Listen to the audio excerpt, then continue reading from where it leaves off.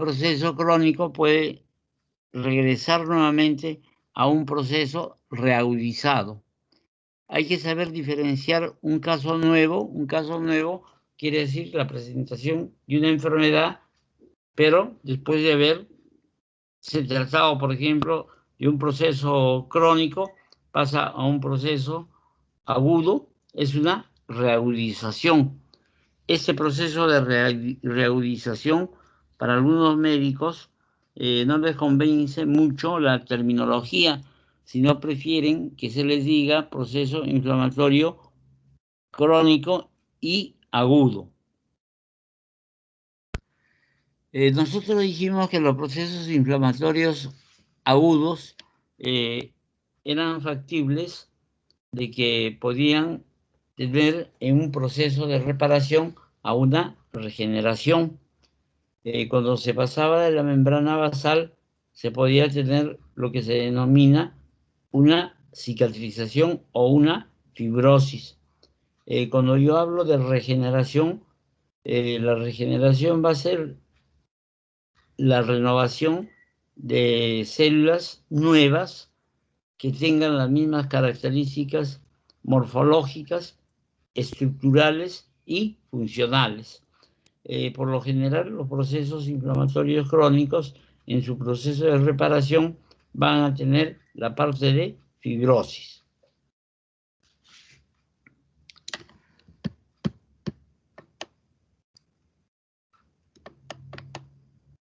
Cuando nosotros tenemos una secuencia de una inflamación aguda o una respuesta inmune a un agente extraño, puede ser, por ejemplo, el asma, puede ser las alergias dérmicas, etcétera, cosas, el proceso puede evolucionar hacia un proceso crónico. Si la respuesta inflamatoria es pobre, para eliminar el agente injurioso y restaurar el tejido injuriado, se va a establecer un estado normal. Cuando tenemos la inflamación crónica, primero sirve para almacenar y renovar el agente patógeno o procesar el tejido. Esta medida, por mecanismos inmunológicos o no inmunológicos, vamos a tener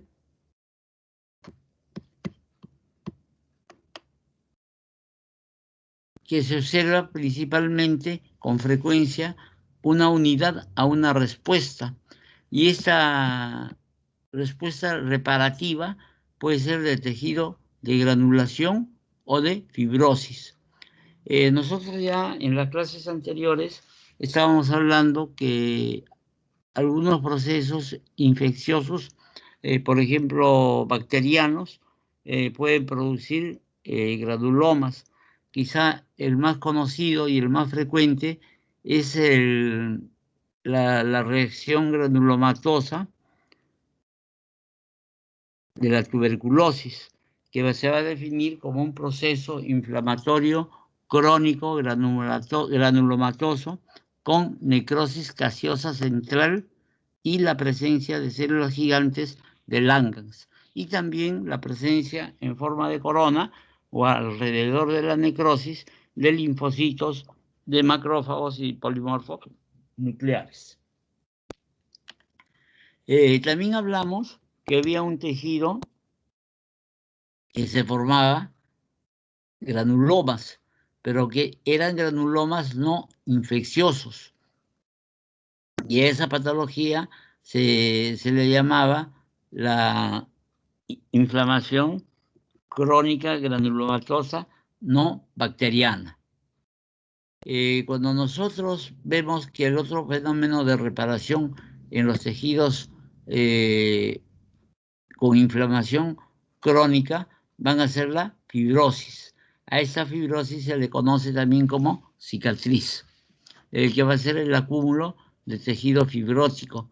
Nosotros vimos el proceso reparativo en la reunión esa en conjunto que fue la semana pasada. Si nosotros vemos que el estímulo nocivo persiste, los procesos de necrosis tisular organización y reparación se producen en forma simultánea. Nosotros también podemos poner como ejemplo de procesos inflamatorios crónicos a las úlceras. Por ejemplo, una úlcera muy conocida es la úlcera duodenal o la úlcera gástrica. Cuando se tiene la úlcera gástrica, va a empezar como un proceso inflamatorio agudo, se va comprometiendo la pared del estómago y se va a convertir en una úlcera crónica. Incluso estas úlceras crónicas se van a poder perforar y van a poder producir una peritonitis. Del mismo modo, vamos a tener que se pueden presentar úlceras como complicación de procesos inflamatorios crónicos. Por ejemplo, en la fiebre tifoidea. Cuando una persona tiene fiebre tifoidea y el tratamiento no es el más certero o el paciente no cumple con las indicaciones de dietas y el tratamiento que tiene que tener, se puede complicar con una perforación y se convierte en una úlcera, por ejemplo, de intestino delgado del tipo típico. Nosotros vamos a ver que los componentes celulares de la inflamación crónica son principalmente linfocitos, macrófagos, células plasmáticas y los eosinófilos en ciertas condiciones. Nosotros sabemos que, por ejemplo, los eosinófilos pertenecen a lo que viene a ser los granulocitos. Estos eosinófilos van a tener cargadas en la parte de la superficie histamina. Entonces nosotros vamos a ver que estos eosinófilos se pueden presentar básicamente cuando hay parásitos. Cuando hay parásitos, el número de eosinófilos más o menos asciende a 4 o 5. Cuando tienes de 5 a 6, vas a tener procesos que pueden ser cuando un paciente tiene problemas de alergias. Entre estas alergias, principalmente el asma. Nosotros sabemos que el asma es un proceso antigénico. Cuando tenemos los linfocitos, son los principales elementos. Vamos a saber que los linfocitos son granulocitos y los linfocitos pueden ser, como hemos dicho, de 3 tipos. Los linfocitos tipo B, los linfocitos tipo T y los natural killer. El natural killer son las células asesinas, son aquellas células que van a desconocer a nuestras propias células y las van a destruir. Cuando hablamos de los linfocitos, tenemos los linfocitos B y los linfocitos T.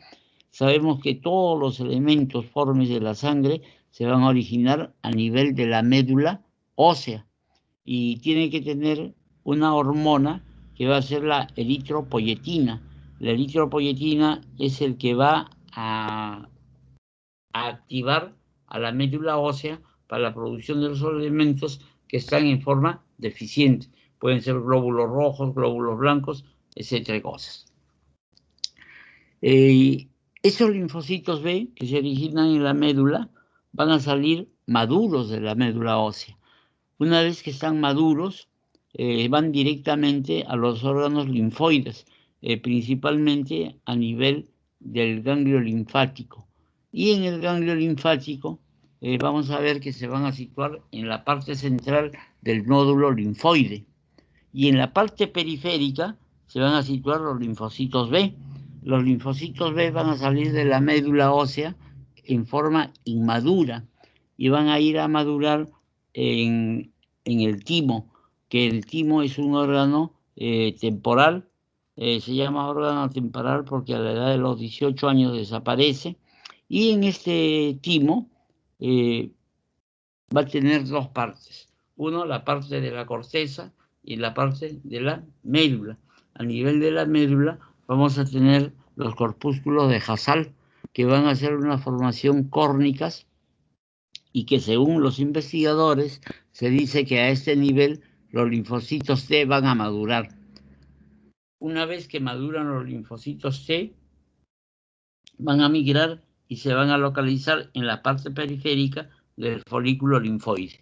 Entonces nosotros en el folículo linfoide, en la parte central, tenemos la mayor cantidad de linfocitos B Y en la parte periférica vamos a tener la mayor cantidad de linfocitos tipo T.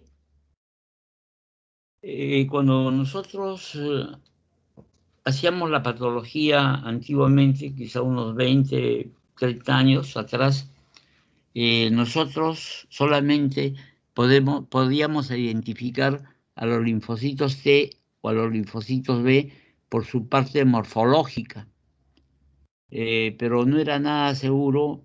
Por ejemplo, cuando uno hacía un diagnóstico de un linfoma, decía linfoma no Hodgkin de células tipo B, pero ese tipo B era por la parte morfológica. Y muchas veces nos equivocábamos y en vez de que en realidad era un linfoma de un linaje tipo B, era un linaje tipo T. Entonces al paciente se le daba el tratamiento, pero no le surtía efecto. El paciente se moría por el linfoma, porque no era un linfoma B, era un linfoma T. Desde que se comenzó a usar los estudios de inmunohistoquímica, o sea, de la reacción antígeno-anticuerpo, certeramente nosotros podemos saber si es un linfocito T o si es un linfocito B, porque se va a usar los anticuerpos adecuados. Entonces, por ejemplo, si uno tiene un linfoma, es obligadamente que se le tenga que hacer, para ver qué linajes, se le tiene que hacer con un anticuerpo de tipo CD20 para el linfocito B y un CD4 o un CD3 para el linfocito tipo T. Entonces, de esta manera, certeramente, nosotros sabemos qué linaje tiene, si es del linaje T o linaje B, y se le da el tratamiento adecuado. Y por eso es que ha mejorado mucho los tratamientos, por ejemplo, para los linfomas. Del mismo modo, cuando uno hace los estudios, por ejemplo, para los linfomas, hay que ver si tiene un CD45 positivo, que van a ser las células linfoides. Y también tenemos que nosotros determinar la malignidad del tumor mediante el Ki67.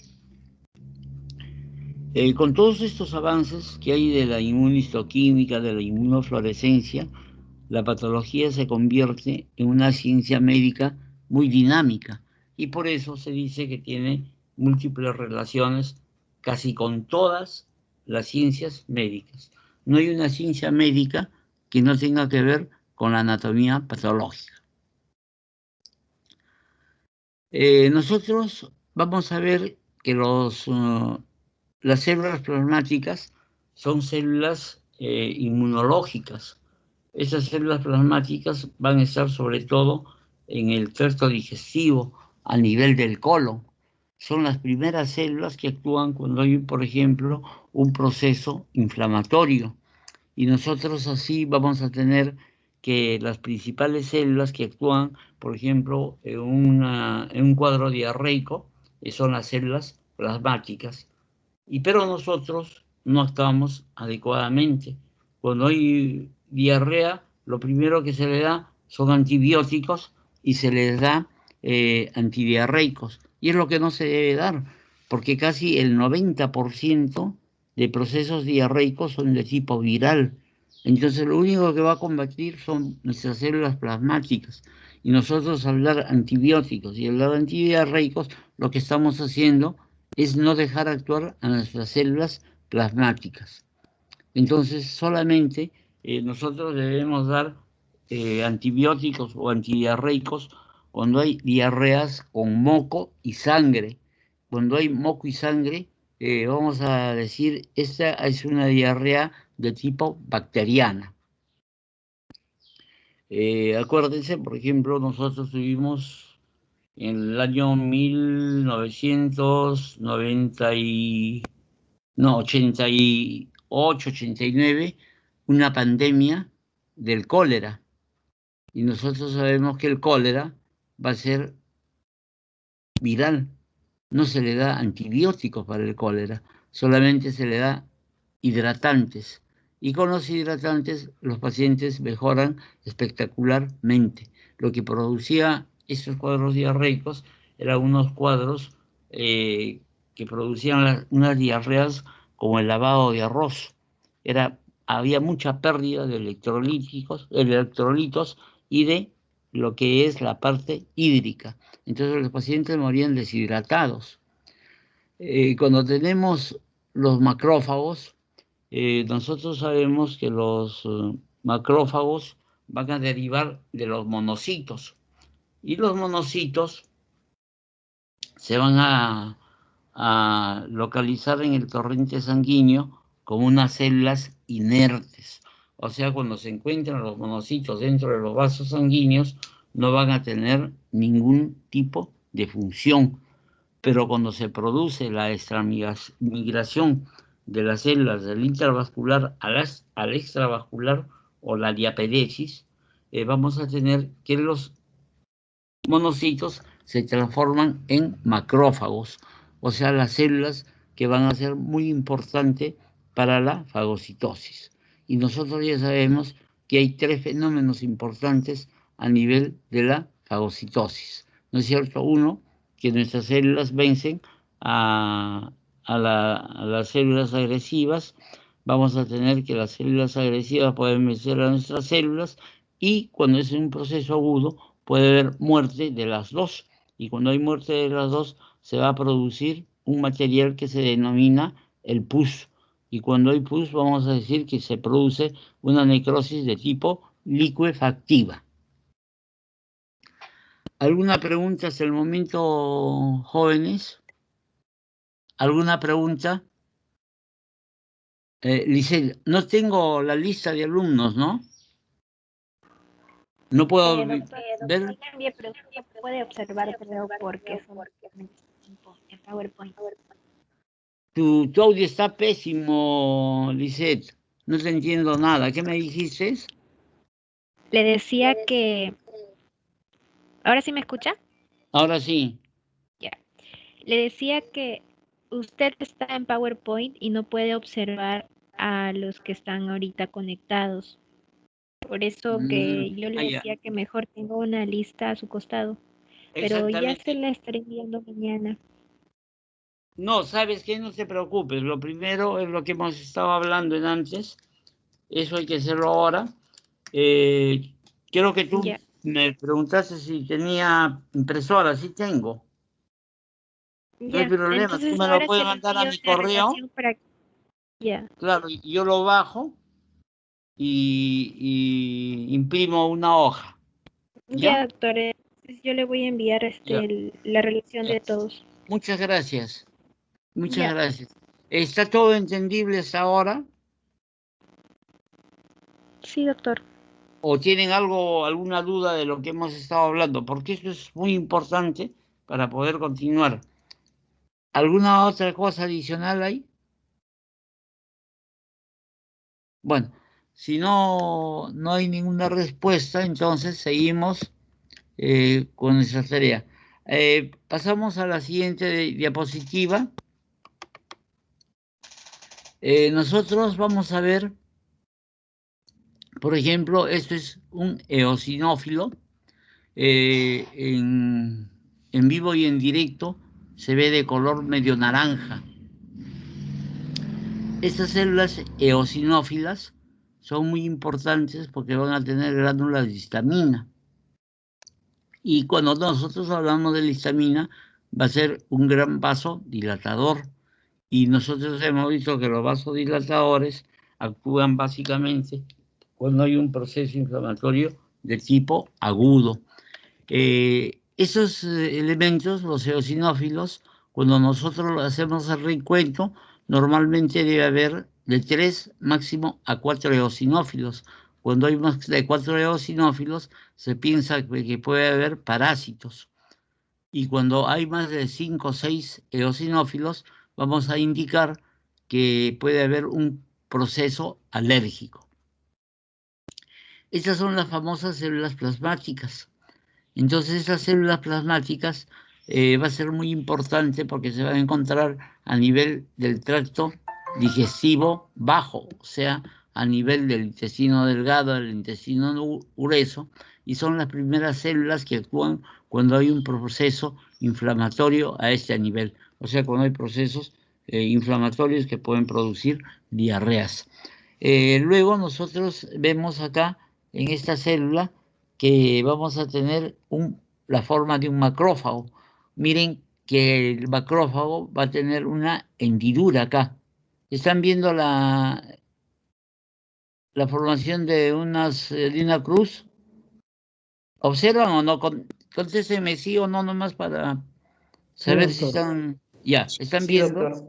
Entonces miren cómo los elementos extraños que pueden existir en la parte citoplasmática van a ser englobados, o sea, van a ser comidos, englobados, por lo que viene a ser la parte del núcleo. Entonces van a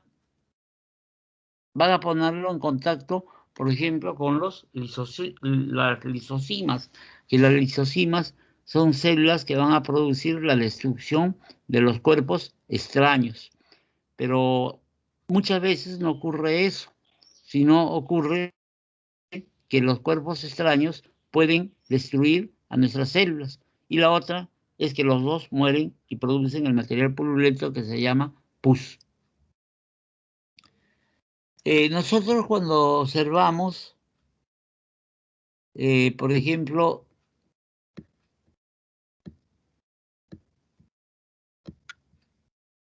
no sé dónde poner, ahí está mejor, ahí le pongo, ya.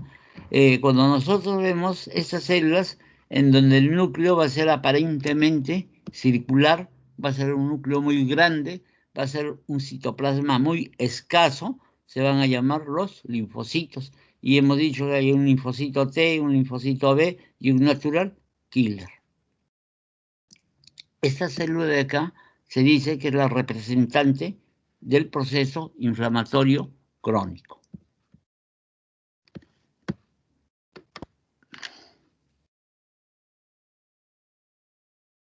Cuando hay un equilibrio entre la destrucción tisular progresiva, la erradicación del estímulo lesivo, seguido de una reparación y hay una formación de una cicatriz.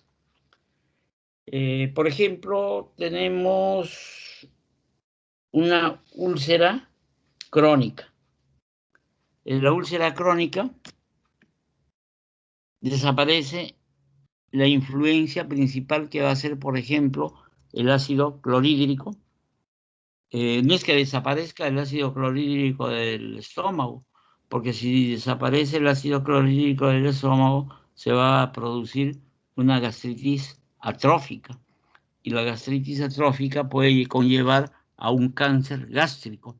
Entonces nosotros decimos que disminuye la intensidad del ácido clorhídrico porque el estómago está prácticamente toda la pared del estómago cubierto por moco, por las glándulas mucosas que se van a encontrar a nivel del fondo gástrico.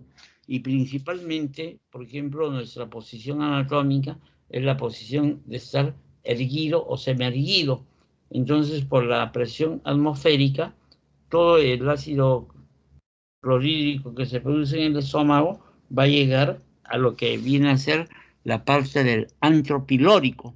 Entonces, esta zona es la que tiene que estar más protegida por el moco. El moco protege a la corrosión de las células por el ácido clorhídrico. Entonces nos imaginamos que se produce la úlcera y al producir la úlcera va a haber una solución de continuidad primeramente del epitelio va a pasar a la submucosa, de la submucosa pasa a lo que viene a ser el tejido muscular. En el estómago tenemos un músculo liso y no solamente uno, tenemos el músculo oblicuo, el músculo transverso, el músculo de la submucosa, y cuando llega el ácido clorhídrico directamente a esas áreas va a producir la ruptura de las fibras musculares. Y una vez que se produce la ruptura de las fibras musculares, vamos a tener que la parte externa que recubre al estómago, al intestino delgado, al intestino grueso, va a ser una serosa. y esa serosa es el repliegue de lo que viene a ser el peritoneo. El único órgano digestivo que no va a tener serosa va a ser el esófago. Así también tenemos, por ejemplo, cuando tenemos una patología que se llama el reflujo gastroesofágico, es porque va a pasar el contenido del estómago hacia el esófago. Y el esófago es un epitelio que no resiste al ácido. Entonces se produce un cambio de epitelio del esófago. Y ese cambio del epitelio del esófago va a ser un epitelio gástrico con células caliciformes. Nosotros sabemos que el estómago no tiene células caliciformes. Las células caliciformes se van a encontrar a nivel del intestino delgado, del apéndice cecal y del intestino grueso. Entonces también cuando pasa el ácido clorhídrico del estómago al esófago se llama un reflujo gastroesofágico y eso puede producir lesiones ulceradas o primeramente las lesiones erosionadas. Cuando se produce también el contacto del ácido clorhídrico con las células a nivel de la parte del píloro, lo que se produce primero es una erosión, después de una erosión pasa a ser una ulceración con la solución de continuidad a nivel de la musculatura y rompe la parte de la serosa, y cuando rompe la serosa va a producirse una perforación y el contenido gástrico va a pasar hacia la cavidad peritoneal, y nosotros sabemos que la cavidad peritoneal es una cavidad completamente estéril. En cambio, el contenido gástrico es completamente contaminado. Entonces se produce una peritonitis. Se puede solucionar en forma quirúrgica. Antes se hacían las vagotomías para disminuir la secreción del ácido clorhídrico. Antes que se produzca la perforación, se puede dar tratamiento y vamos a tener lo que es la reparación de la úlcera, por ejemplo, gástrica. Entonces, de este proceso inflamatorio crónico se va a comenzar a hacerse la reparación, pero la reparación, primeramente, como primer paso, va a empezar con lo que viene a ser la neoformación vascular. Cuando yo hablo de neovascularización, estoy hablando de la proliferación de nuevos vasos. Es como si fuese un marallado de vasos sanguíneos para que luego se comience a producir el relleno de todo ese espacio o de esa solución de continuidad que va a ser por medio de fibrosis. Entonces ahí viene que la reparación de los procesos inflamatorios crónicos se produce una fibrosis o una cicatriz. Nosotros también cuando tenemos los procesos de las úlceras gástricas se va a caracterizar porque en los bordes de las úlceras va a haber tejido necrótico, tejido muerto, que es lo característico de lo que viene a ser los procesos inflamatorios crónicos. Cuando nosotros hablamos, por ejemplo, de un proceso inflamatorio crónico granulomatoso con necrosis gaseosa central, y básicamente vamos a tener linfocitos, células macrófagas alrededor de todo el granuloma, se va a llamar el anillo perinecrótico. Entonces, en toda esta zona también se va a producir un tipo de reparación por fibrosis. Y hemos dicho que en todos los sitios en donde se produce necrosis va a ser asiento de calcificaciones. Y en el tejido de reparación de la tuberculosis va a haber primeramente un tejido fibrótico con una calcificación que cuando uno toma una radiografía se va a notar nítidamente la calcificación. Vamos a ver que si nosotros no erradicamos el estímulo nocivo, va a persistir la inflamación crónica durante muchos años y durante mucho tiempo. Y muchas veces estos procesos inflamatorios crónicos se pueden volver a reagudizar. Un ejemplo tenemos, por ejemplo, a nivel de la vesícula biliar. La vesícula biliar, el primer episodio que tiene va a ser un proceso inflamatorio agudo. Se da tratamiento y ese proceso inflamatorio agudo pasa a hacerse un proceso inflamatorio crónico, porque el estímulo nocivo, que por lo general son los cálculos biliares, van a persistir. Y cuando se tienen los cálculos biliares, nuevamente estos cálculos pueden producir obstrucción a nivel del bacinete y entonces se va a volver a producir lo que se denomina una colecistitis crónica reagudizada, que a algunos médicos no les gusta que se les ponga el diagnóstico como reagudizada, sino prefieren que se les ponga colecistitis crónica y aguda. Entonces eso quiere decir que el cuadro se está volviendo a convertir en un cuadro de tipo agudo y nuevamente del cuadro agudo regresa a un cuadro de tipo crónico. Por eso es que el tratamiento efectivo de lo que viene a ser la colecistitis crónica va a ser la extirpación de la vesícula. O sea, se hace una cirugía, se extirpa la vesícula y se solucionó el problema.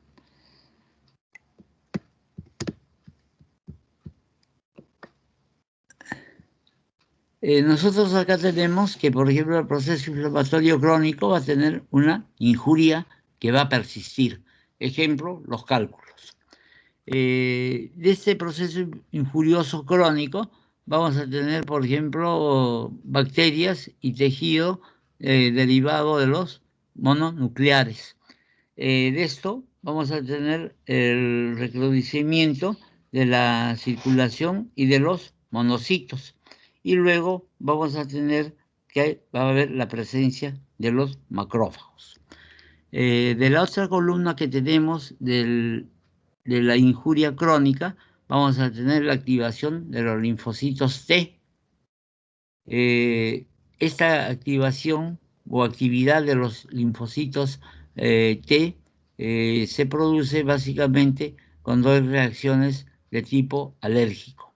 Vamos a tener los factores quimiotácticos, así como vimos en el proceso inflamatorio agudo que había fenómenos quimiotácticos, acá también hay fenómenos quimiotácticos que van a producir la activación de estos linfocitos.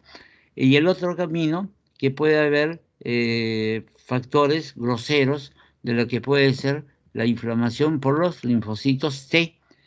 Cuando existe esta activación de los linfocitos T en forma grosera, va a existir una proliferación de los macrófagos tisulares. Cuando hablamos de macrófagos tisulares, vamos a ver que van a ser los fagocitos. Y luego esto vamos a tener que va a haber un incremento de la parte de los macrófagos.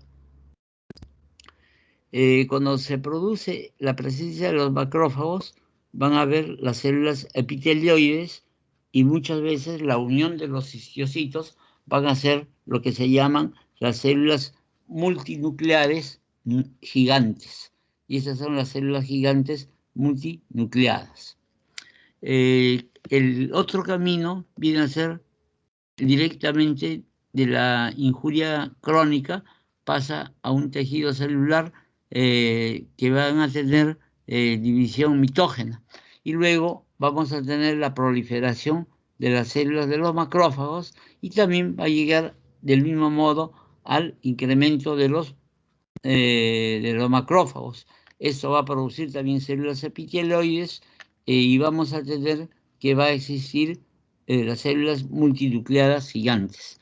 En esta última faceta, por ejemplo, tenemos las células epitelioides a nivel o alrededor del tejido de necrosis en la tuberculosis. Por eso se dice que hay células epitelioides con componente inflamatorio y células que van a ser los macrófagos. Y también va a haber la presencia de células gigantes multinucleadas que van a ser la unión de los histocitos. Estas últimas facetas, acá tenemos, por ejemplo, cuando hay gran actividad de los linfocitos tipo T. Casualmente, yo les decía, cuando existía procesos de pacientes inmunodeprimidos, por ejemplo, como en el SIDA, eran muy fácilmente que como oportunistas en el SIDA se producía la tuberculosis. Pero esa tuberculosis tiene una característica especial, que es la tuberculosis drogoresistente. La drogoresistencia es porque no va a haber formación de células epitelioides, no va a haber formación de células gigantes y no va a haber la necrosis. Porque para que se produzca eso, tenemos que tener la presencia de los linfocitos CD4 y CD8. En los pacientes que son inmunodeprimidos van a tener, por lo contrario, una disminución de los linfocitos CD4 y CD8. Entonces no va a haber la formación de los granulomas, no hay formación de las células gigantes, y el tratamiento convencional que se da a los pacientes tuberculosos no van a hacer ningún efecto en estos pacientes. Por eso se llama tuberculosis drogoresistente. Ustedes ya saben que para decir que un paciente tiene tuberculosis, tenemos que demostrar al bacilo de Koch. Si nosotros no demostramos al bacilo de Koch, vamos a decir que es un proceso de tipo tuberculoide.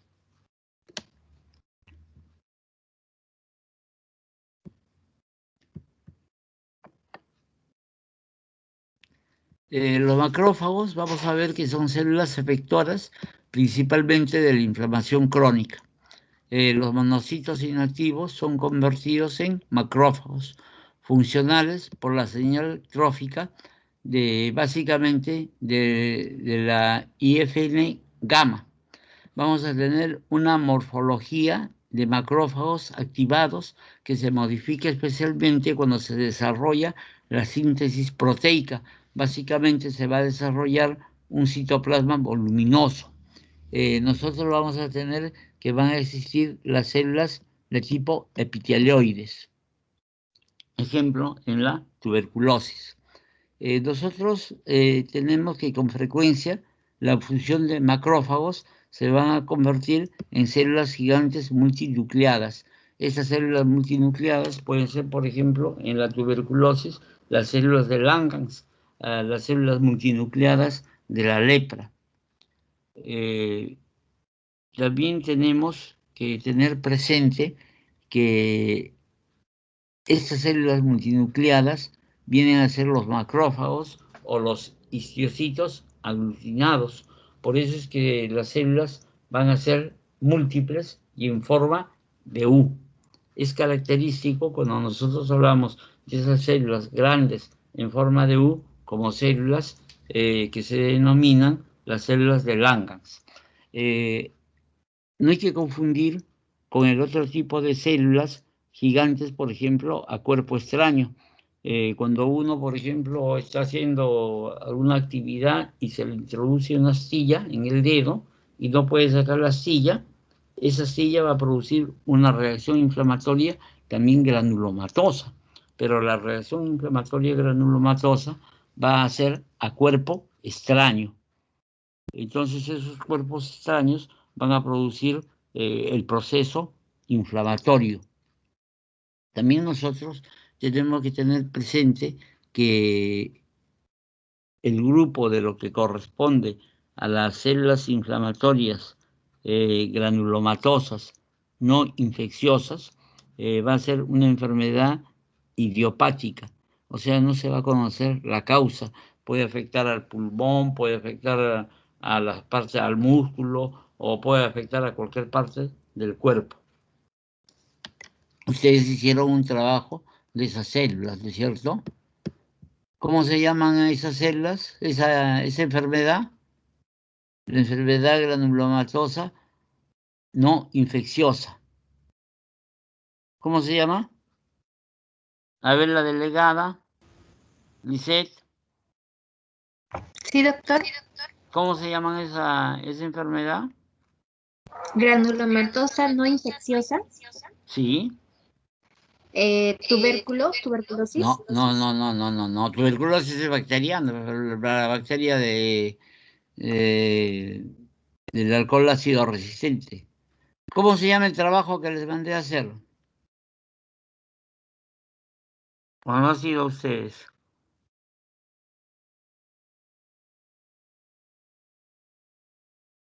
Ya, trabajo para que me... ¿Cómo se llama? Sarcoidosis. Sarcoidosis. Lógico. La sarcoidosis es un proceso inflamatorio crónico idiopático que no va a tener necrosis gaseosa y puede tener granulomas. Se puede presentar en cualquier parte del cuerpo, la sarcoidosis, acuérdense. Vamos a ver que también es importante la inmunidad mediada por las células y va a ser básicamente por la presencia de antígenos.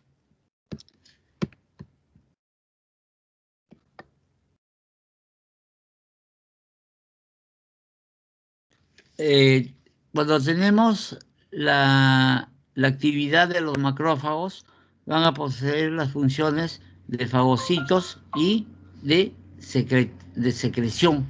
La secreción que van a tener van a ser, por ejemplo, las citocinas.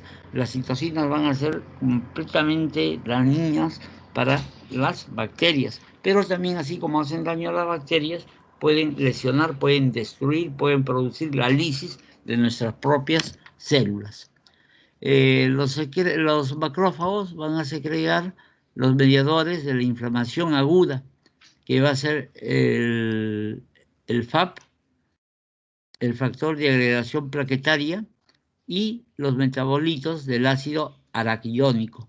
Sabemos que tenemos el ácido araquidónico, que también va a producir destrucción de las células. Vamos a tener los metabolitos del oxígeno, altamente reactivos, que van a destruir a las bacterias y a las células. Vamos a tener las proteasas y las enzimas hidrolíticas, que disuelven al material dañado en las zonas lesionadas. Vamos a tener las citocinas. Las citocinas son altamente estimulantes de la proliferación de los fibroblastos. Vamos a tener la interleucina 1, el factor de necrosis tumoral alfa, y vamos a tener que esto va a inducir hacia la presencia de los fibroblastos. Y si yo les pregunto, ¿los fibroblastos qué producen? Los fibroblastos producen colágeno, fibras colágenas, y nosotros tenemos que acordarnos cuando hablamos de las fibras colágenas, que van a ser las fibras colágenas, las fibras reticulares y las fibras elásticas, van a ser las principales fibras que se encuentran en el tejido conjuntivo, en la matriz conjuntival. Tenemos los factores de crecimiento, tenemos el PGDF, el EGF y el FGF, que van a estimular al crecimiento de los vasos sanguíneos. Básicamente van a actuar a nivel del endotelio. Y vamos a hacer que mediante también, cuando sabemos que, por ejemplo, los poros endoteliales no se separan, no va a haber salida o no va a producirse la emigración de los fibroblastos.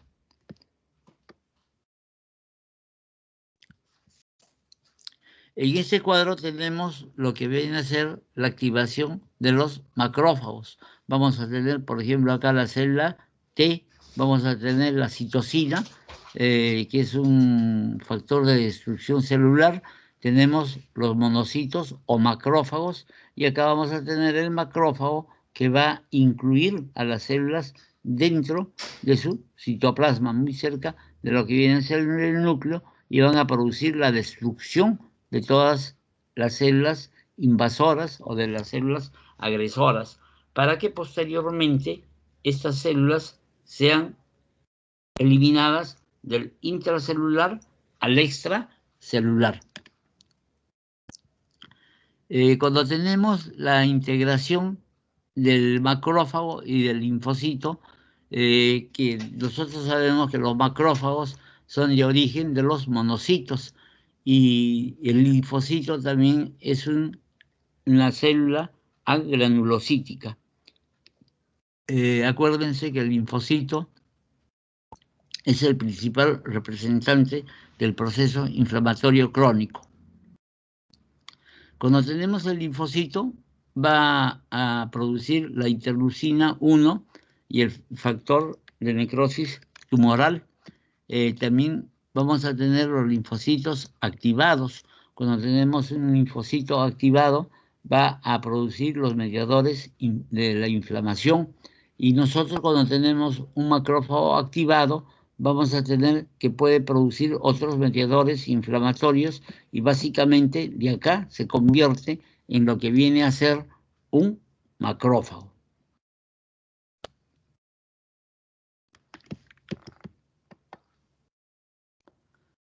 Cuando tenemos células inflamatorias, nosotros podemos reconocer, por ejemplo, que esas células bien redondas, casi no se ve nada de citoplasma, van a ser los linfocitos. Luego vamos a tener células más grandes que van a tener una hendidura, que van a ser los macrófagos. Cuando tenemos, por ejemplo, la reunión de varios macrófagos, se van a llamar las células gigantes. Creo que hay una diapositiva en donde se observa mejor sí, creo que hay, posteriormente hay. Esto es un cuadro que hemos hablado, que viene a ser de la parte de la lesión epitelial.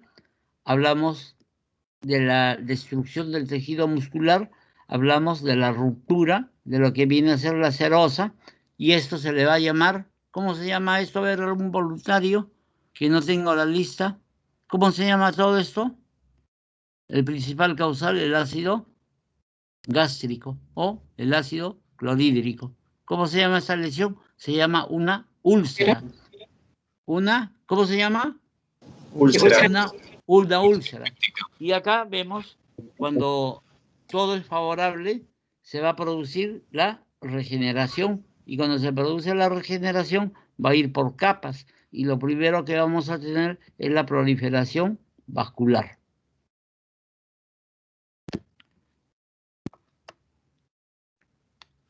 Cuando hablamos de las inflamaciones granulomatosas, tenemos primeramente que se inicia todo como un proceso inflamatorio agudo. No se puede controlar la inflamación aguda y pasa a un proceso, básicamente, de un proceso inflamatorio agudo a un proceso inflamatorio crónico, en donde vamos a tener principalmente la presencia de linfocitos y de los macrófagos. Cuando tenemos los macrófagos, van a formar células grandes con múltiples núcleos y se va a denominar un granuloma. Esta respuesta inflamatoria crónica va a persistir con agentes lesivos que hace que se produzca una lesión tisular inflamatoria y con una reparación paralela.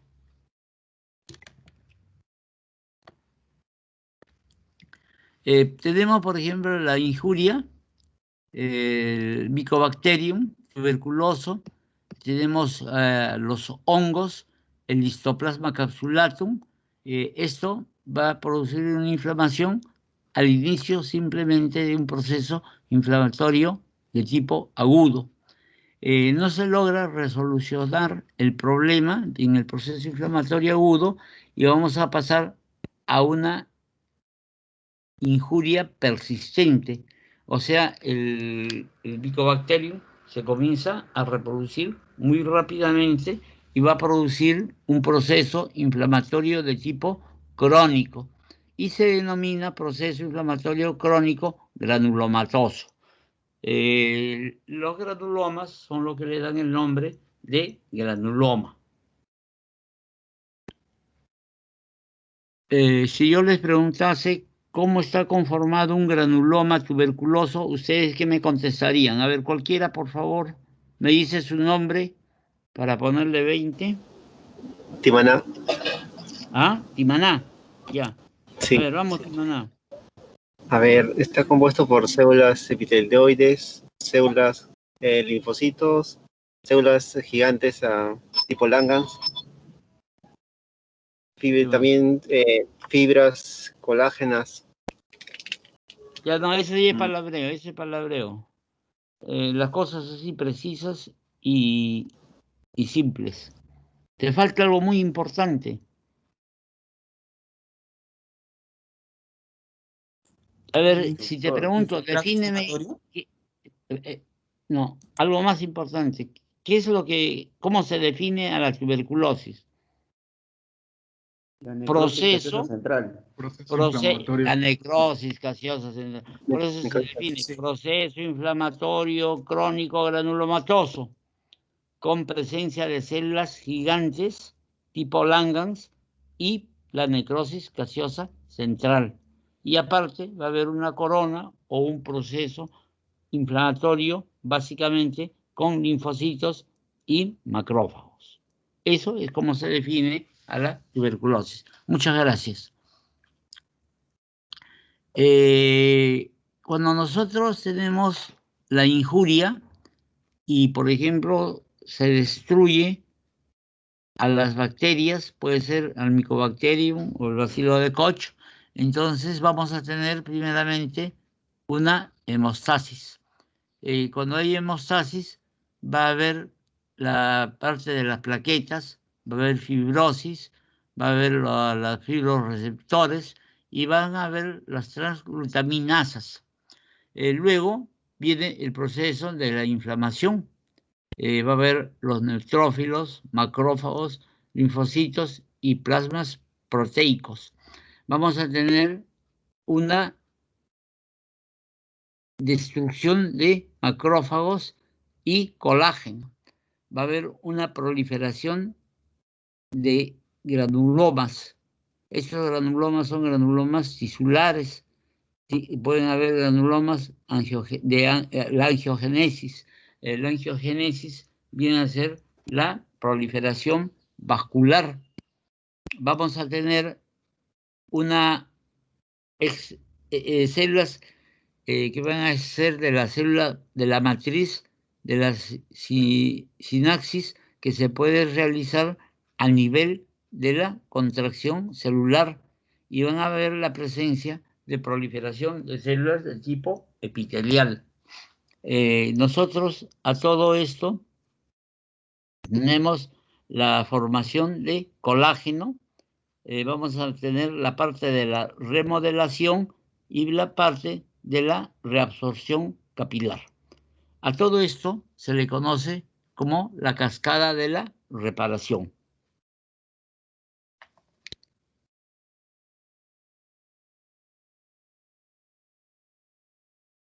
Nosotros en esta diapositiva, por ejemplo, si nos podemos observar, por ejemplo, si yo les pregunto qué forma tiene en donde estoy pasando esta crucecita. O, por ejemplo, qué formaciones ustedes observan en esta otra diapositiva. ¿Cómo se llaman estas formaciones? ¿Qué forma tienen? Tienen forma redondeada, ¿no es cierto? Miren, si ustedes ven esto, acá va a haber una forma circular. Miren que va a tener una lesión a nivel central. Entonces, estos son granulomas con necrosis gaseosa. Miren, acá. Que posteriormente quizá vamos a tener la suerte de ver otra más interesante. Por ejemplo, acá van a ver un granuloma tuberculoso. Este granuloma se caracteriza principalmente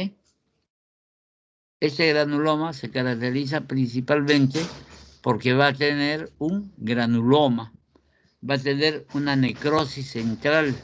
La necrosis central así es media gaseosa, va a tener menos celularidad que esto. Y acá, ¿esto de acá qué será? A ver, un voluntario. Célula gigante de Langhans. Perfectamente, una célula gigante de Langhans.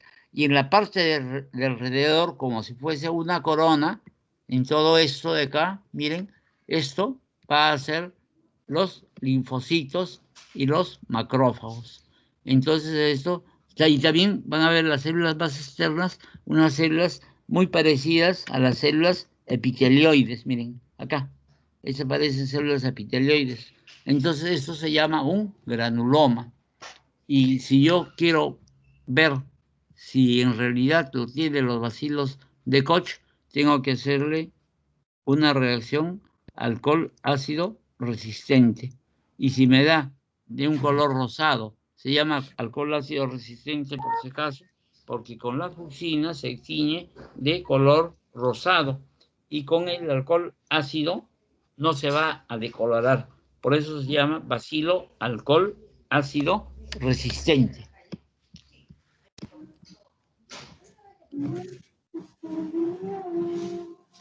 Apaga su micro, por favor, jóvenes. Cuando nosotros vemos los estímulos lesivos que provocan una respuesta inflamatoria granulomatosa, vamos a tener que los microorganismos son de baja patogenicidad que estimulan una respuesta inmunológica, que va a ser el Mycobacterium, gérmenes intracelulares. Cuando nosotros observamos que la tuberculosis es una respuesta inmunológica, por esa razón se dice que los pacientes inmunodeprimidos, o sea, por ejemplo, los pacientes que tienen SIDA, se va a caracterizar porque va a tener una enfermedad drogoresistente. O sea, va a ser resistente al tratamiento habitual que se va a dar para la tuberculosis. Vamos a tener, cuando hay material extraño, inerte, en el depósito de los tejidos, ese material no va a ser viable. Vamos a tener que las enzimas y la parte de los neutrófilos son incapaces de destruirlo. El polvo inorgánico inhalado por los pulmones y material endógeno fuera del lugar van a ser unos depósitos de cristales. Nosotros tenemos conocimiento que, por ejemplo, las minas de hace tiempo antigua eran en socavones, eran haciendo unos forados en donde los metían a los mineros para que extraigan el mineral. Los metían y estaban ahí 12, 13 horas y luego los sacaban. No tenían mascarillas, no tenían tanques de oxígeno. Esa gente se moría a los 30, 35 años por problemas a nivel del pulmón, no solamente por tuberculosis, sino también se le podía producir fibrosis pulmonar. Vamos a ver que hay ciertos hongos, por ejemplo, el Histoplasma capsulatum, factores desconocidos, tenemos la sarcoidosis, tenemos enfermedades para el arañazo de gato, la tularemia, la brucelosis y la sífilis.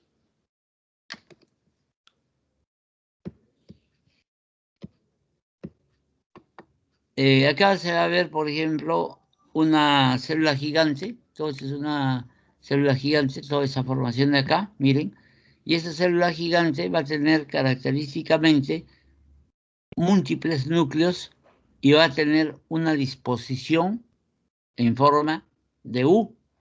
En cambio, si nosotros viéramos una célula que va a tener estos abundantes núcleos, pero en una forma desordenada en toda la parte del citoplasma, entonces nosotros diremos que es una célula de tipo acélula gigante. También hay células de Tutón. Las células de Tutón se van a caracterizar porque se van a encontrar en el incremento de colesterol, en las colesterolemias que se presentan, por ejemplo, a nivel de los párpados, a nivel del estómago, van a haber células gigantes que se llaman las células de Tutón. Por ejemplo, esta célula multinucleada, como les decía, no tiene la forma de U, va a ser de un apalancamiento en uno de los polos. Entonces este es un granuloma, pero de cuerpo extraño. Cuando tenemos la matriz extracelular Cuando hablamos de la matriz extracelular compuesta por macromoléculas que están por debajo de las células epiteliales y alrededor de las células del tejido conectivo, van a contener una información molecular ordenada con migración celular, diferenciación y organización. En estados iniciales está conformada por colágeno en forma de láminas y en la fibronectina. Cuando nosotros hablamos de la fibronectina, es el productor del tejido fibroso.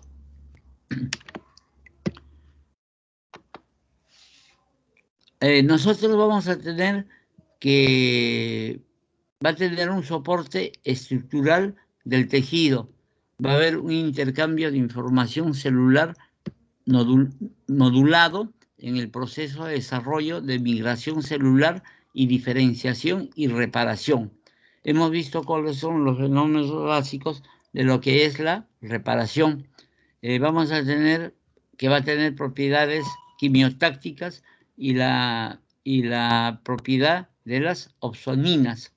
Nosotros vamos a tener 5 componentes importantes, que va a ser el colágeno, la membrana basal, las fibras elásticas, las glicoproteínas estructurales y los proteoglucanos.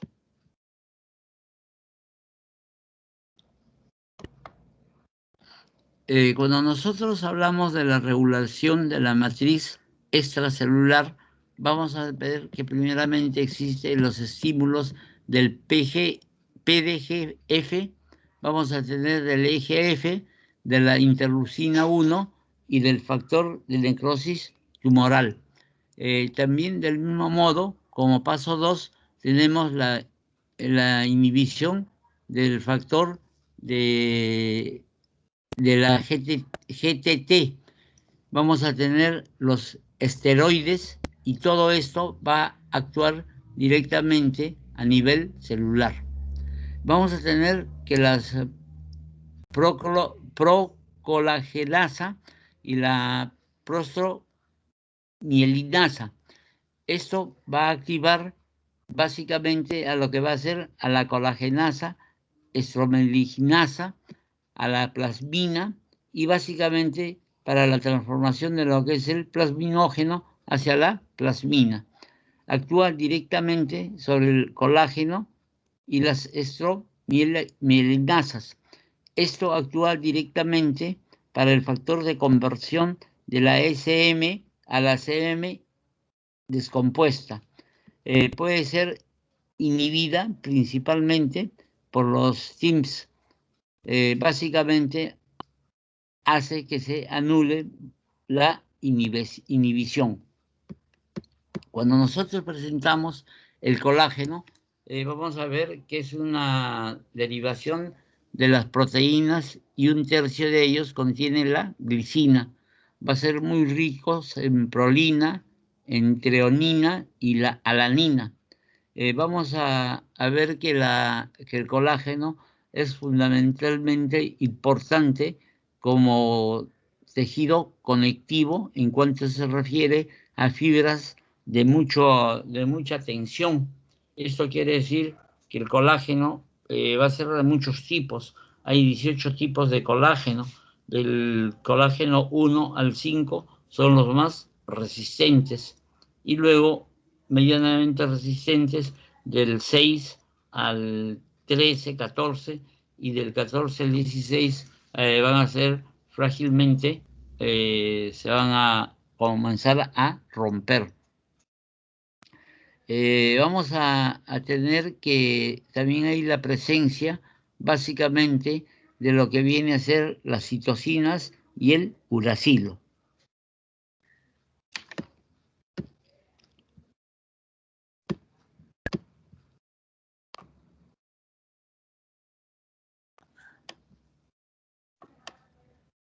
Cuando tenemos el colágeno, va a tener tripletes secundarios repetidos.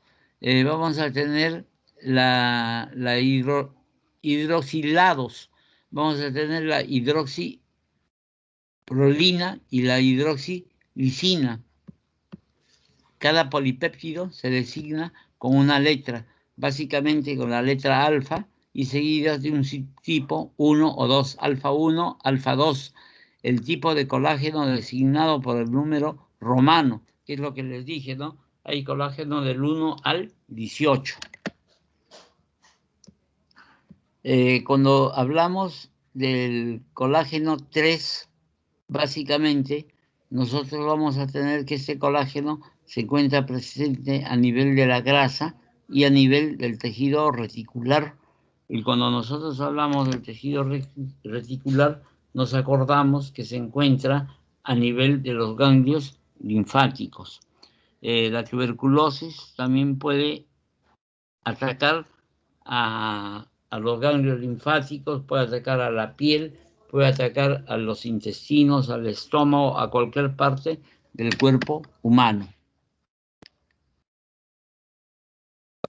Acá dice que se han descrito 19, yo conozco 18.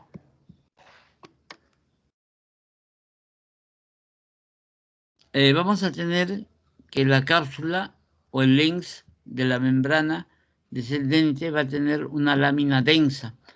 Vamos a tener la membrana basal glomerular que va a ser trilaminar.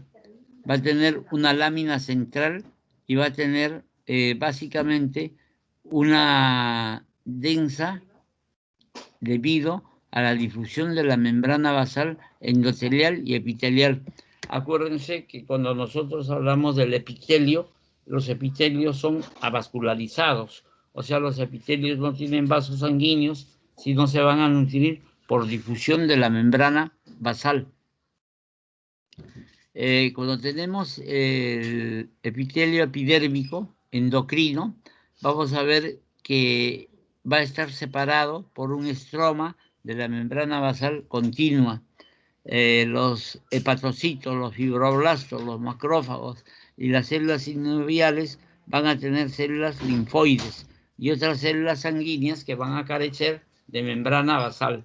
Les vuelvo a repetir que cuando se habla del epitelio, el epitelio tiene membrana basal que va a servir para la difusión de los nutrientes de la parte del tejido conjuntivo al epitelio.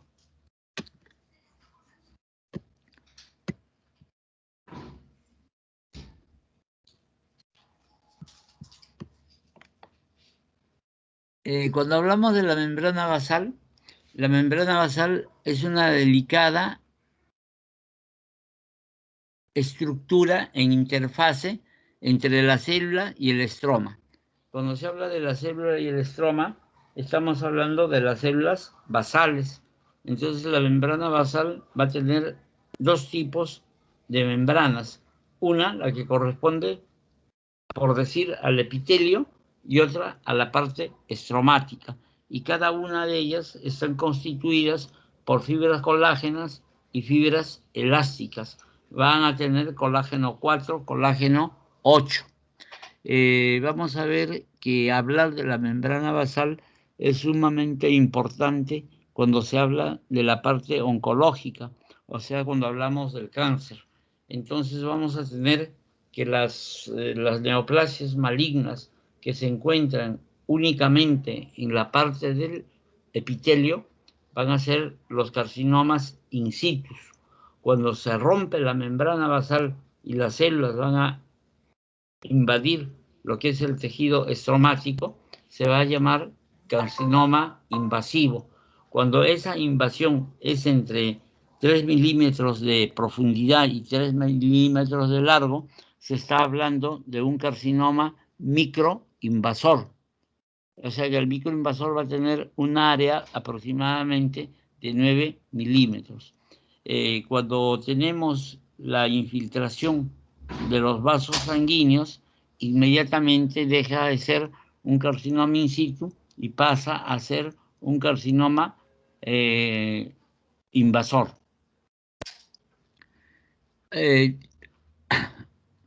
Estas son las membranas, que si hay dos capas de membranas, va a tener una baja densidad electrónica y vamos a ver que tiene alta densidad electrónica en la lámina densa.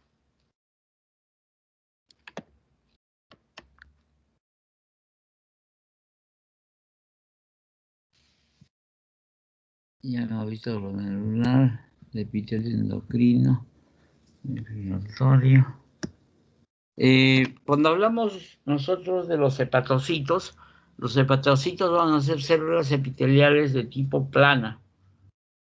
Por eso es que uno puede sacar hasta el 70% de un hígado para hacer un trasplante y con el tiempo se regenera toda la otra parte hasta completar un hígado completamente normal.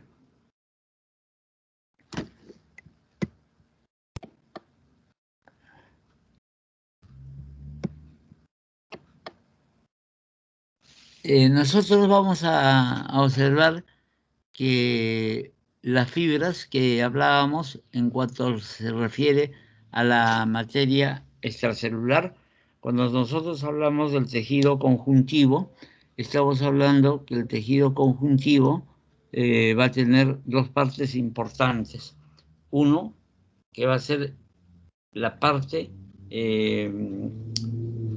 conjuntival o el tejido conjuntivo que va a contener a las células y a las fibras.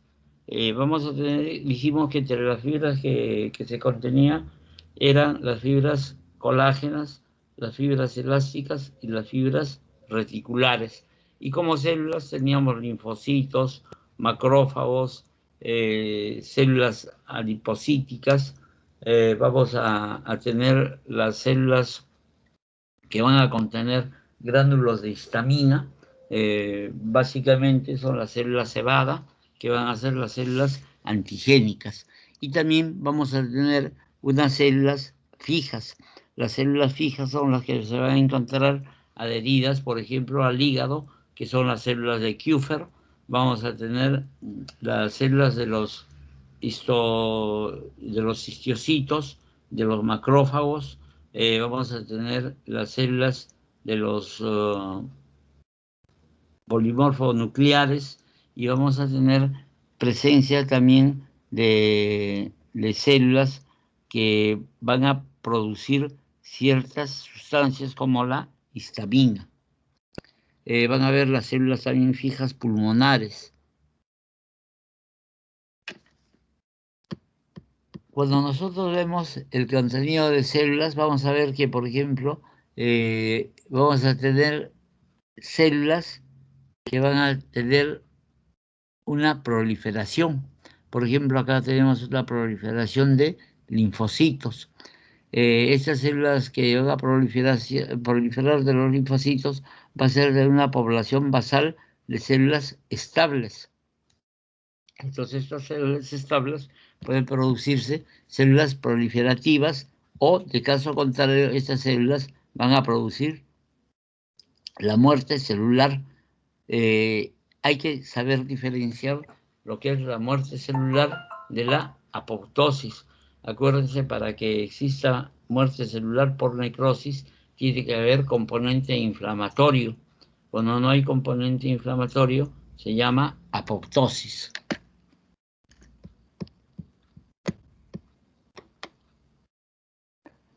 Acá nosotros vamos a observar, por ejemplo, cómo va a haber presencia de componente inflamatorio.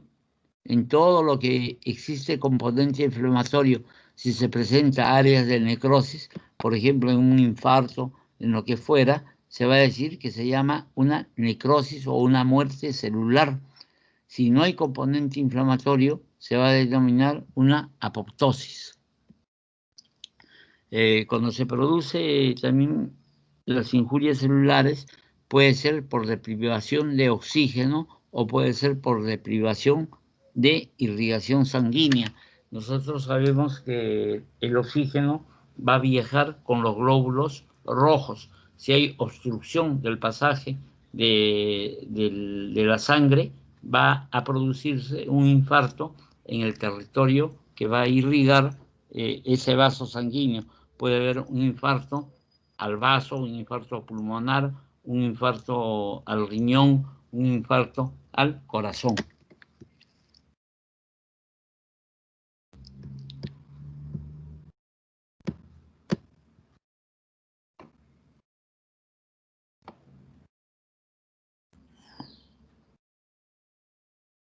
Bueno, acá tenemos la injuria, la hemostasia, la presencia del fibrinógeno, de la plasmina, de las plaquetas y del TGF-B. Vamos a ver que acá va a producir un tejido del colágeno, va a ser la mayor presencia de transglutaminasa, va a haber una variedad de la polimerasa y va a haber la inicial destrucción del tejido.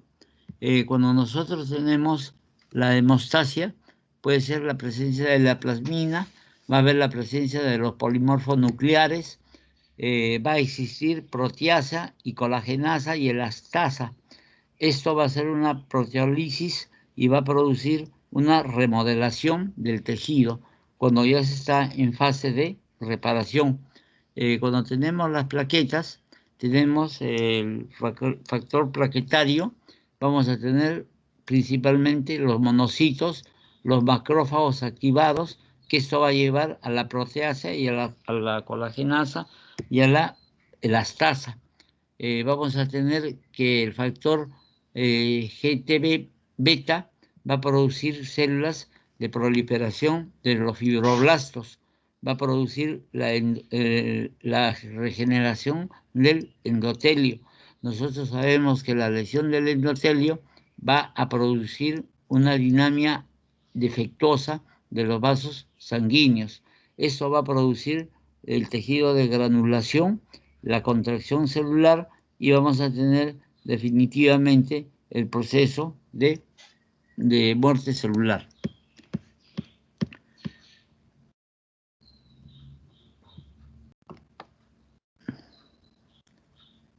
Cuando se va a realizar la organización y la reparación del tejido, primeramente se va a producir una lesión estructural considerable del tejido. Va a presentarse la resolución del exudado. O sea que si hay resolución del exudado, va a ser porque no va a haber activación de injuriantes, básicamente de bacterias. Se va a producir una organización y una reparación. Tres básicamente son los componentes de la reparación. El número 1 tenemos los capilares preexistentes del tejido lesionado, van a formar nuevos capilares. Es lo que se denomina la neovascularización. Esto va a ser en brotes como si fuese formaciones de las ramas de un árbol. Vamos a ver que esto se va a presentar dentro de las 24 horas y se llama el periodo de angiogénesis.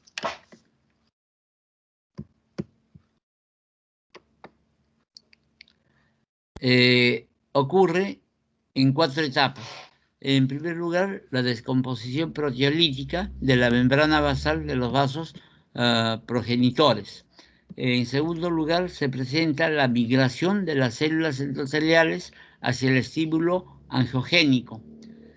Va a existir una proliferación de células endoteliales, va a haber la maduración de las células endoteliales con organización en forma de tubos capilares.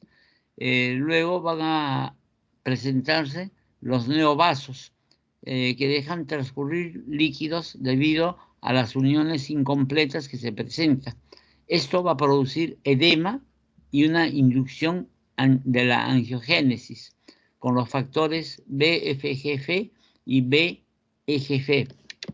Luego vamos a tener que tenemos la presencia a nivel del endotelio. Si nosotros tenemos que esto es el vaso sanguíneo, esta es la parte del vaso endotelial. Acuérdense que cuando se produce el proceso inflamatorio, va a haber acá primeramente el rodamiento, va a haber el pegamiento, la apertura de los poros endoteliales y la salida del intravascular al extravascular. Cuando vemos los de la fibrosis o la fibroplastía, vamos a ver qué ocurre en la armazón de los vasos sanguíneos. O sea, prácticamente no sé si ustedes habrán visto, por ejemplo, cuando van a colocar el techo de una casa, hacen como un enrejado de fierro, y luego ese enrejado de fierro sirve para que sostenga a la mezcla que se echa al techo. Es algo parecido a lo que va a pasar acá. Primeramente se va a formar esa neovascularización, se va a formar un enmarallado de vasos sanguíneos y luego ahí se va a acumular lo que va a ser el tejido fibroso. Vamos a ver que tiene también una gran importancia para la éxtasis de las células que van a formar toda la parte del endotelio. Van a producir la fibrosis por el factor de PDGF, BFGF y el TGF, el tejido de granulación, y de factor beta. Vamos a tener las citocinas como liberadores de la interleucina 1 y de la necrosis del factor tumoral, NFT.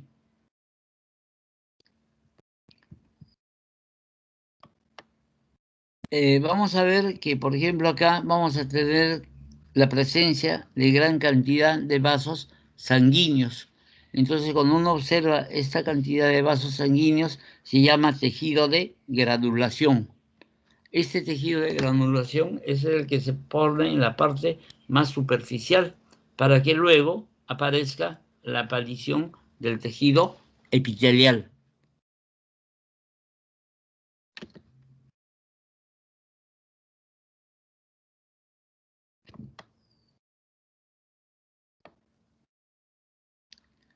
Nosotros acá vemos el vaso sanguíneo, la parte del endotelio.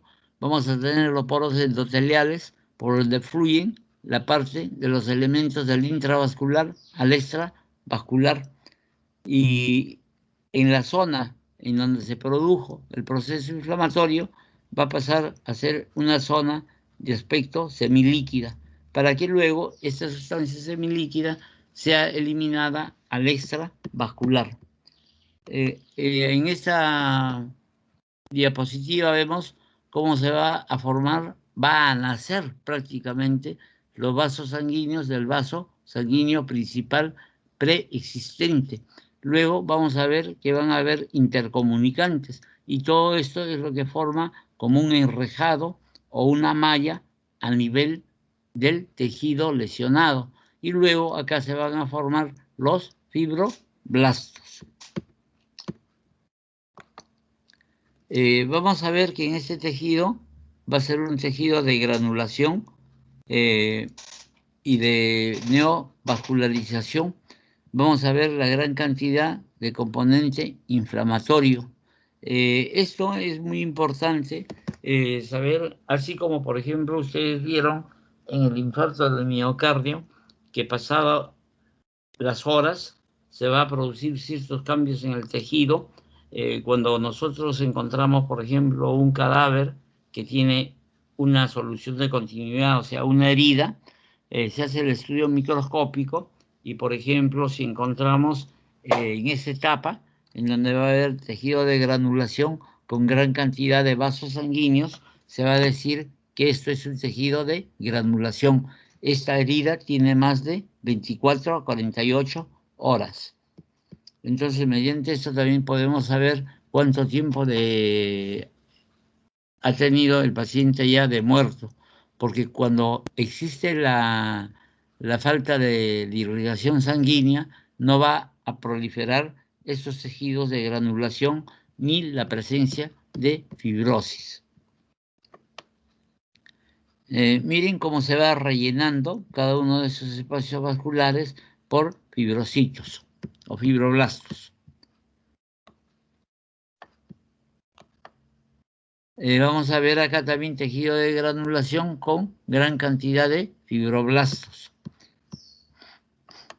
Acá vamos a ver la presencia de proliferación vascular con el colágeno. Miren, el colágeno van a ser fibras un poco más gruesas y cuando queremos determinar si en realidad es colágeno, se hace unas coloraciones especiales y la tinción va a ser de color rosada.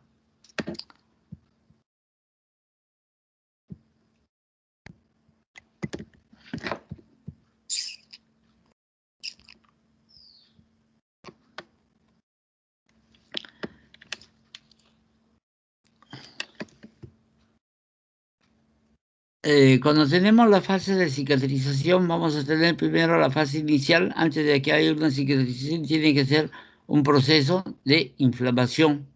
Tenemos un proceso de inflamación crónica o de granulación, y luego vamos a tener la parte de la contracción de la solución de continuidad de la herida, y luego lo que va a haber es la acumulación del colágeno y la remodelación.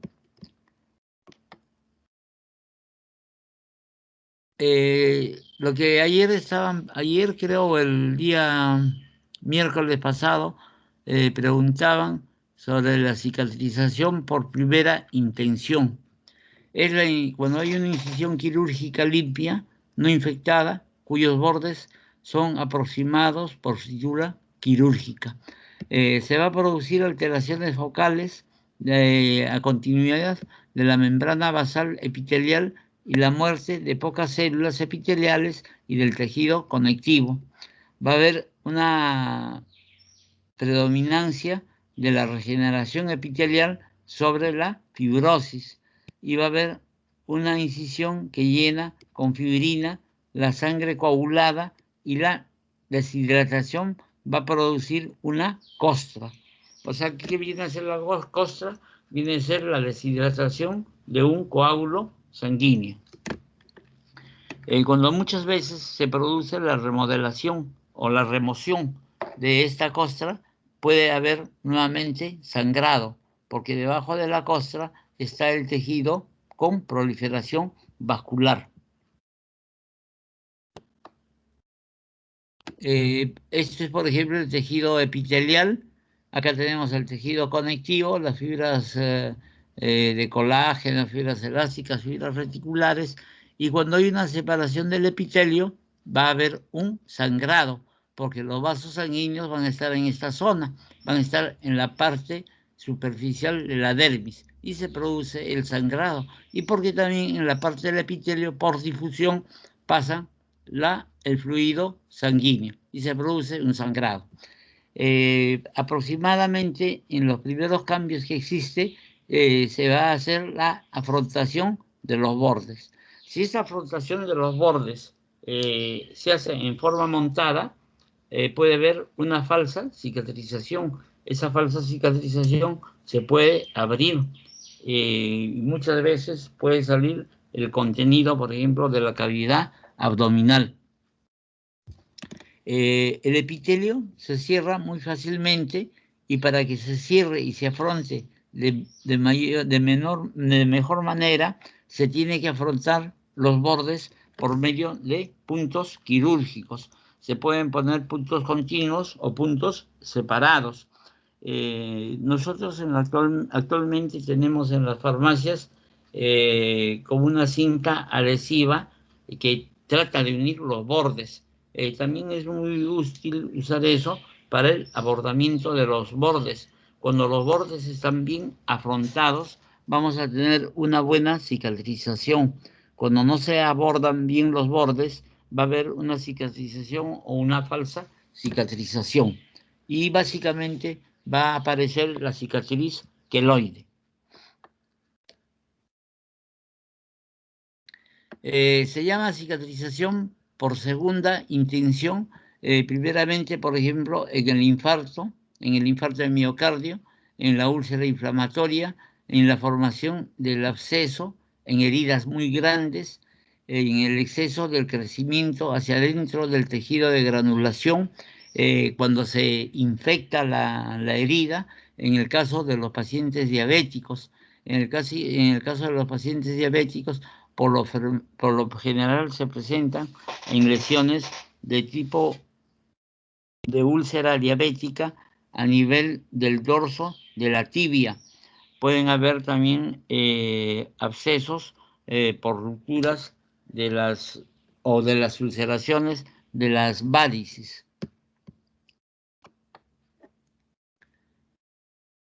Cuando hay cantidad mucho mayor de tejido de granulación, se va a producir una masa de tejido cicatricial.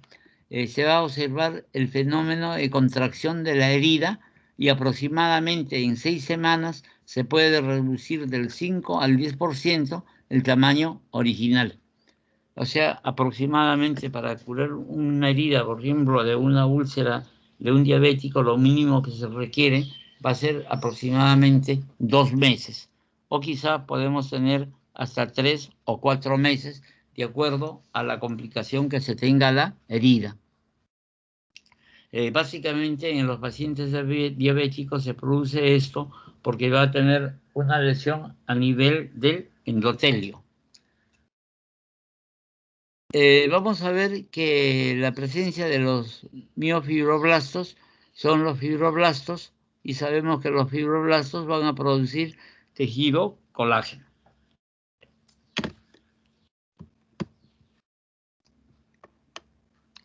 Vamos a ver cómo es, miren, una herida que va a ser pasando lo que es la membrana basal, va a producir una cicatriz.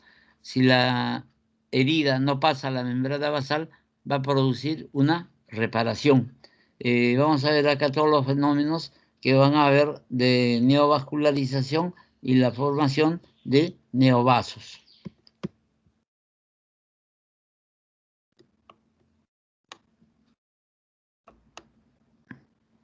Bueno, nos quedamos acá hasta el día de mañana, por favor. ¿Alguna pregunta que tengan que hacer? ¿Alguna pregunta? La delegada.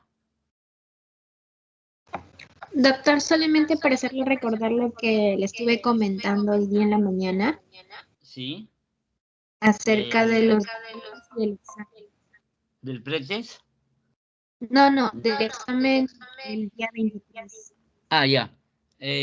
Por favor, ustedes saben que en las plataformas que vamos a dar el examen, no hay forma de hacer un control acerca de lo que se refiere al copio o al plagio. Así aunque prendan sus cámaras, no se puede cubrir todo lo que nosotros podemos querer de hacer un control de que no plagien los alumnos. De todas maneras, que no les extrañe que en lo que se refiere al copio o al plagio, los alumnos lo hacen, pero puede haber métodos de cierto control y un método es que las mismas plataformas pueden determinar si un alumno ha copiado o no ha copiado. Se pide a la plataforma que haga una revisión, una investigación y como por ejemplo investigar las tesis para ver si han sido plagiadas o no han sido plagiadas de otro, llegan a determinar. Pero imagínense qué tal vergüenza que se tenga que a la altura en que estamos, que ya casi van a ser médicos, estén copiando, estén plagiando. Imagínense si nosotros no nos preparamos adecuadamente, vamos a ser médicos que nunca vamos a tener el convencimiento de lo que estamos haciendo, que es de buena manera. Imagínense yo como su paciente en el futuro, de todas maneras voy a tener que ser paciente de ustedes y que me toque uno de esos plagiadores bravos, entonces yo estoy seguro que me van a liquidar. Entonces ustedes ya no están en ese nivel de lo que tienen que estar copiando o plagiando. Lo mejor es que ustedes estudien para el examen. Y si salen mal, bueno, tendrán la oportunidad de volver a dar otro examen para que puedan mejorar su nota. Así es que ya desde antemano les pido, por favor, que ya son ustedes unas personas adultas y que no estén pensando en eso de los plagios, de los copios, que no estén pensando en que digan que no tengo computadora para dar el examen teniendo una computadora. Yo creo que en estos casos hay que ser bastante honrados, quizá para que se pueda ayudar a las personas que en realidad sí no tengan una computadora, no tengan un medio. Porque yo sé que dar un examen, por ejemplo, en una tablet o en un teléfono, es bastante complicado, es bastante difícil. Así que por favor les pido que estos exámenes sean con mucha seriedad. Por eso quiero tomar también un examen previo para que ustedes puedan más o menos tener cierta práctica cómo se da el examen, o que me comuniquen qué dificultades o qué problemas han tenido en el examen. Ya, eso es todo. Vamos a... Sí, dígame. Te escucho. Doctor, Le escucho.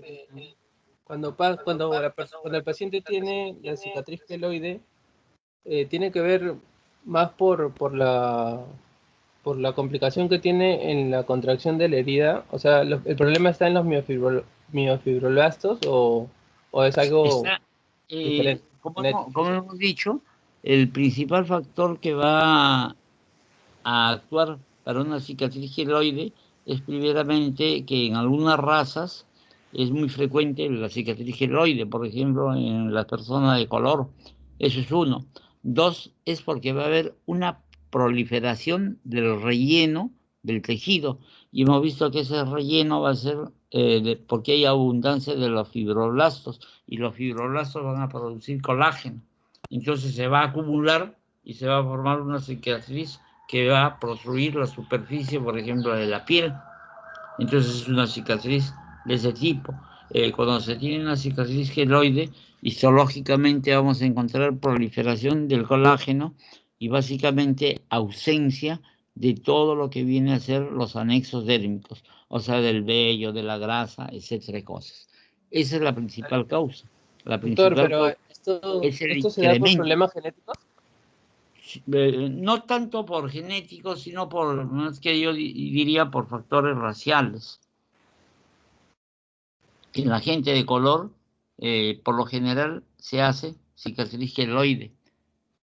También las personas que no son de color pueden hacer cicatriz. Por ejemplo, ahora que está de moda que los varones se coloquen aretes, muchas veces los huecos que les hacen en la oreja se le produce una cicatriz queloide. Entonces esa persona tiene tendencia a ser queloide. Y el queloide no crean que desaparece con corticoide o desaparece con presión.